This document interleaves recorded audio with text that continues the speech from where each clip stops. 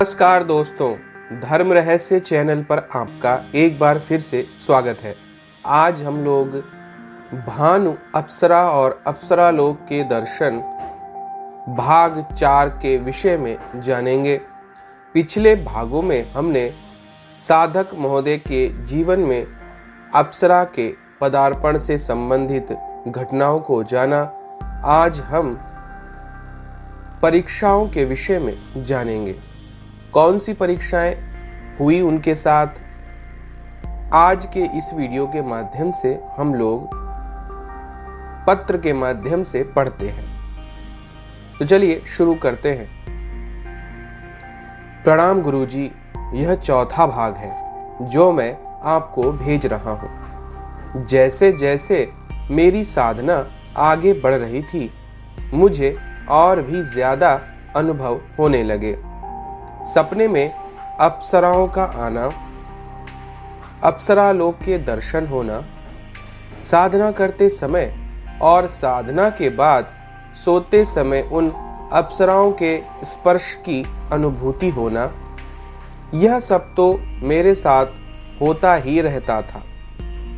पर अब से जब मैं साधना नहीं कर पा रहा था, तब भी लगता था कि चारों तरफ कुछ लड़कियां हंस रही हैं, बातें कर रही हैं। कभी लगता था कि हमारे पूरे घर में कोई पायल पहनकर चल रहा हो। यहाँ तक कि कई बार तो मेरी माँ और भैया को भी पायलों की आवाज सुनाई दी थी। वह दोनों मुझसे कहते थे कि हमारे पूरे घर में कोई पायल पहनकर दौड़ती है। आखिर तू यह कौन सी पूजा पाठ कर रहा है जिससे हमारे घर में ऐसी भूतिया चीजें शुरू हो गई हैं। तब मैं इन बातों को उनका वहम कहकर टाल देता था।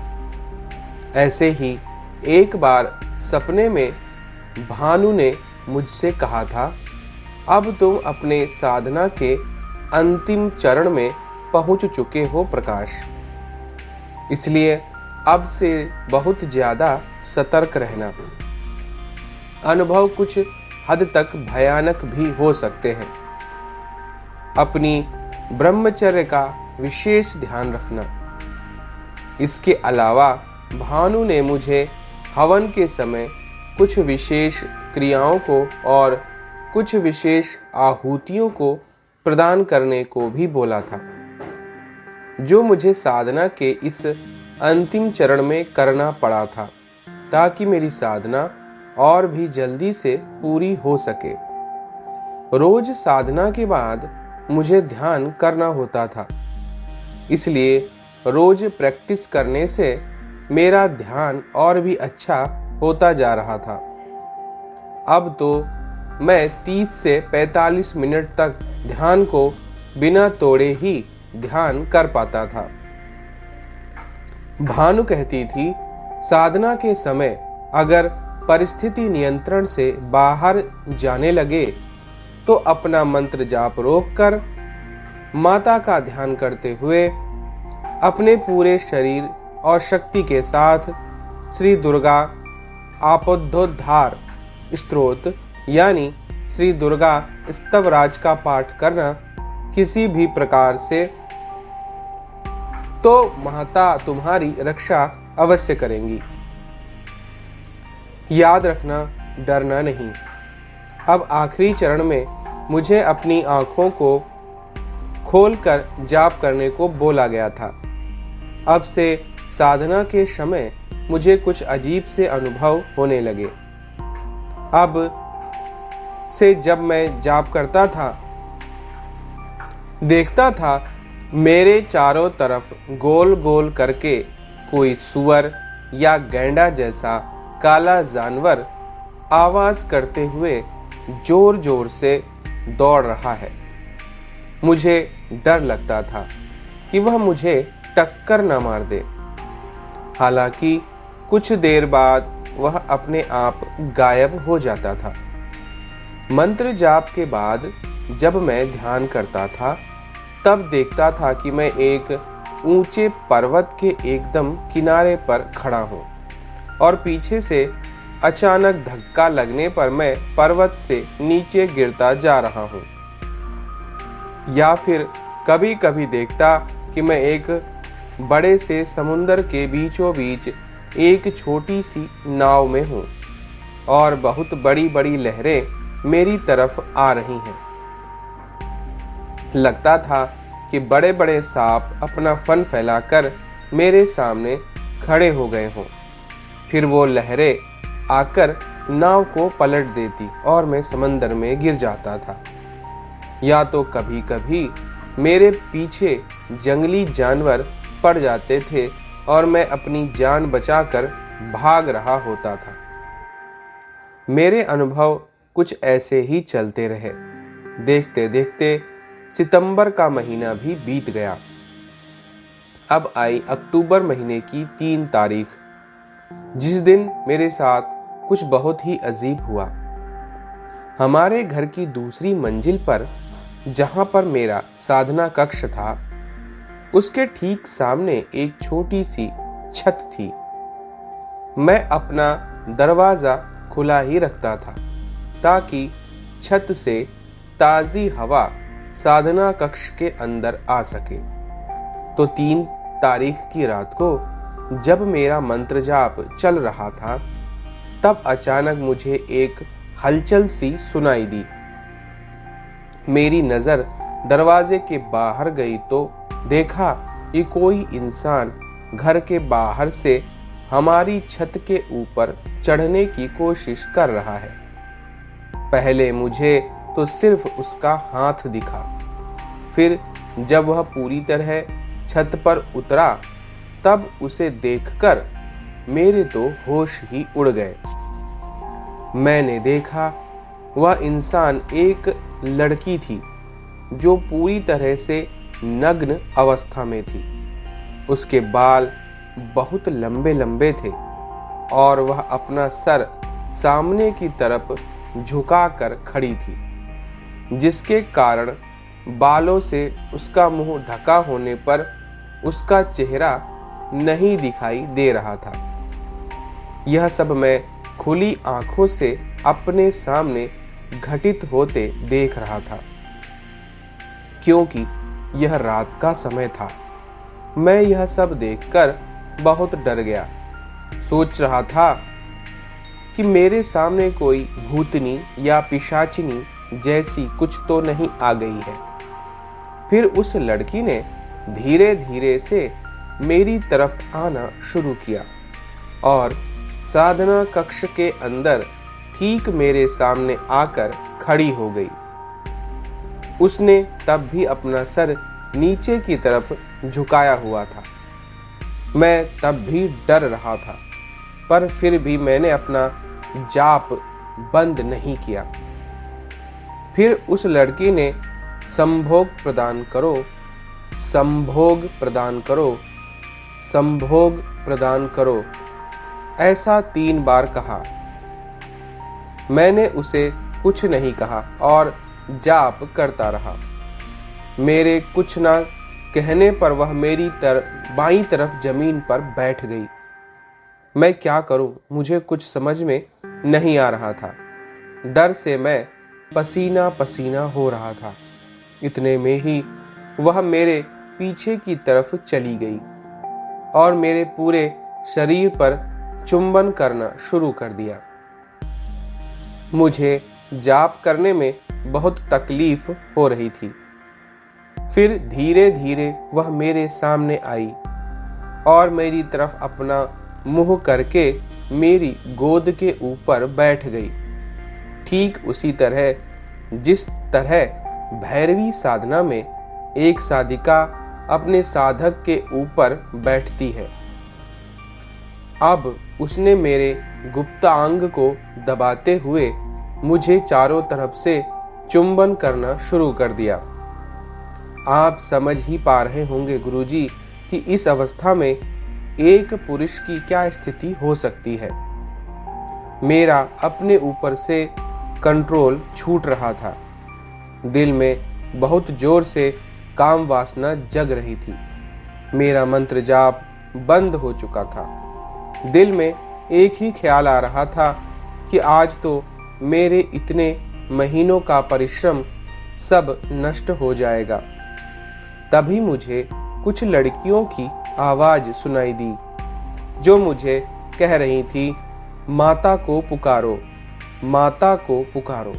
मैंने अपनी पूरी शक्ति से दुर्गा स्तवराज का पाठ शुरू कर दिया।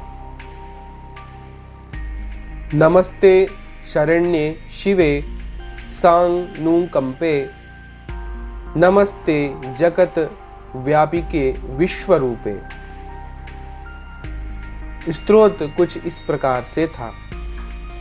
मन में बस एक ही बात उठ रही थी, माँ मेरी रक्षा करो, माँ मेरी रक्षा करो। तभी सामने से छत पर बहुत जोर से बिजली जैसी कुछ चीज गिरी। वह आवाज इतनी जोरदार थी कि लगा मेरे कान ही फट जाएंगे। लेकिन इसके बाद मैंने जो देखा उसे देखकर मेरे रोंगटे खड़े हो गए। मैंने देखा कि छत पर मेरे ठीक सामने की तरफ भानु का वह काला शेर काल नेमी खड़ा है। यह पहली बार था जब मैं काल नेमी को साक्षात मेरे सामने खुले आंखों से देख पा रहा था। देखकर लग रहा था कि वह बहुत ही गुस्से में है। उसके चमकीले पीली आंखों से गुस्सा साफ झलक रहा था। काल नेमी दौड़ते हुए मेरी साधना कक्ष में घुसा और उस लड़की के ऊपर बहुत जोर से अपना पंजा मार दिया, जिससे वह लड़की मेरी बाईं तरफ जमीन पर गिर गई। फिर कालनेमी ने अपने जबड़े से उस लड़की का सर पकड़ा और घसीटते हुए उसे बाहर छत पर ले कर चला गया। अब लड़की के सर को पकड़कर उसने एक जोर का झटका मारा, जिससे उस लड़की का सर उसके शरीर से अलग हो गया और उसके सर को कालनेमी ने पटक कर छत के ऊपर फेंक दिया। यह सब कुछ देखकर मेरा दिमाग काम नहीं कर रहा था। मैं बस बैठे बैठे अपने सामने यह सब घटित होते देखता रहा। अब अचानक से फिर से एक बार आसमान में जोर से बिजली चमकी और मेरे सामने से सब कुछ एकदम गायब हो गया। अब ना ही तो वह लड़की मुझे दिख रही थी और ना ही कालनेमी। चारों तरफ का माहौल एकदम शांत हो गया, जैसे कि कुछ हुआ ही ना हो। फिर जब मेरी हालात थोड़ी ठीक हुई तो मैं समझ गया कि स्वयं माता ने ही कालनेमी के माध्यम से मेरी रक्षा की है, क्योंकि भानु ने मुझे बताया था कि कालनेमी माता के ही गणों में से एक गण है। गुरुजी, हमारे घर में मेरे परदादा के टाइम से माँ दक्षिणा काली की पूजा होती आ रही है, इसलिए बचपन से ही मैं माँ के प्रति बहुत श्रद्धा रखता हूँ और आज तो स्वयं उन्हीं माँ ने मेरी साधना खंडित होने से मुझे बचाया था। यह सब सोचते हुए माँ के प्रति श्रद्धा से मेरी आंखें भर आईं। मैंने भूमि पर दंडवत होकर माँ के प्रति प्रणाम किया, पर अब तक मेरा आज का जाप पूरा नहीं हुआ था और इतना साथ सब कुछ हो जाने के बाद मैं भूल चुका था कि मैंने ठीक कितनी मालाओं का जाप किया था। इस समय रात्रि में घड़ी में 2 बज रहे थे, तो मैंने फिर से पहली माला से जाप शुरू कर दिया। अब एक और समस्या खड़ी हो गई। 5 माला पूरा होने के बाद मुझे बहुत जोर से नींद आने लगी। मैं अपनी आंख खुली नहीं रख पा रहा था, तो किसी तरह मैंने उस दिन का मंत्र जाप पूरा किया और बहुत नींद के कारण मैं उस रात में आसन पर ही सो गया।